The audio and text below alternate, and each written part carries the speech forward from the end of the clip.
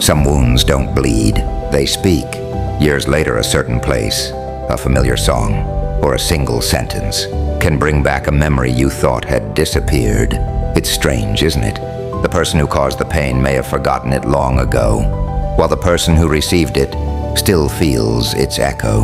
There's an old proverb that says, "The axe forgets. The tree remembers," in just a few words. It captures one of the deepest truths about being human. The one holding the axe experiences a single swing. The tree carries the mark for years, sometimes for the rest of its life. That's why people often wonder, why do they seem perfectly fine while I'm still trying to heal? The answer is painfully simple. Because not everyone experiences the same moment in the same way. A careless insult may have been an ordinary Tuesday for the person who said it, but for the one who heard it, it became the beginning of years of self-doubt. A betrayal may have been just another decision for the one who walked away, but for the one left behind, it became a wound that changed the way they trusted people. This is why philosophy reminds us to be careful with the power we hold over one another.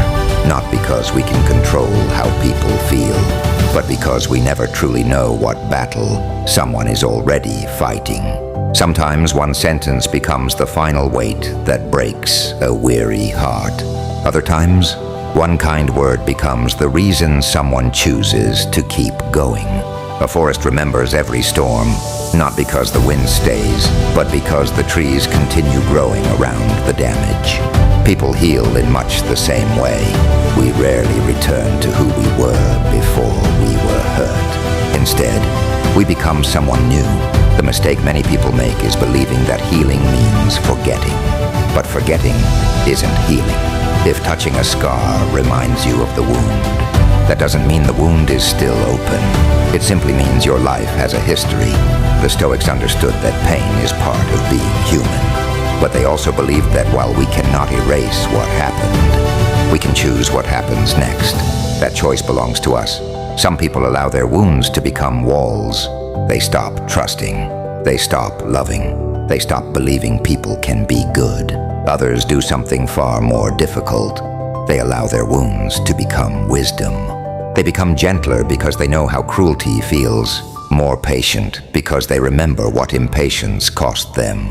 More compassionate because they understand invisible pain. The same scar that makes one person bitter can make another person kinder. The difference isn't the wound, it's what they choose to grow around it. So, is it possible to heal without forgetting? Yes, because forgiveness is not the same as forgetting. Forgetting asks your memory to disappear. Forgiveness asks your pain to stop controlling your future. One changes the past, the other changes you. You may always remember what happened. The scar may never completely fade, but one day you'll notice something remarkable. The memory no longer decides how you live. It no longer tells you who to trust, who to become, or whether life is still worth embracing. That's when you know healing has begun. And perhaps the greatest lesson of the proverb isn't about the tree. It's about the person holding the axe. Because every conversation, every decision, every careless word has the potential to leave a mark on someone else's life. So choose patience over pride. Choose kindness over cruelty.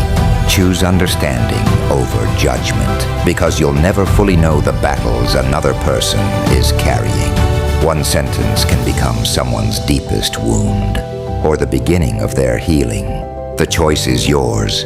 If this reflection gave you a new perspective on pain and forgiveness, subscribe and join me for more conversations like this. This channel is for people who want to understand life more deeply, not just to become wiser, but to become kinder. Because long after the axe has forgotten, the tree continues to grow.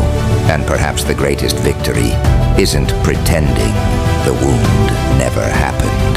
It's choosing to become the kind of person who never swings the axe carelessly again.